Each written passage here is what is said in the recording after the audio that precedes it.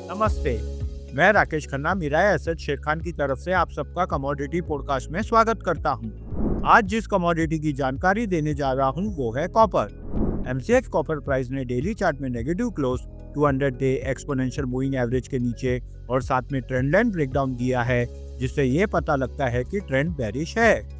नीचे में important support 812 level पर है। अगर ब्रेक करता है तो 807 और 800 लेवल का टारगेट देखा जा सकता है।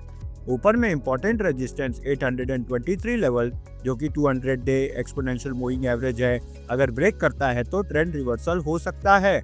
मोमेंटम इंडिकेटर एमएसीडी ने बेरिश क्रॉसओवर दिया है, जिससे बेस मेटल प्राइस में डाउनसाइड वीकनेस देखा जा सकता है। धन्यवाद।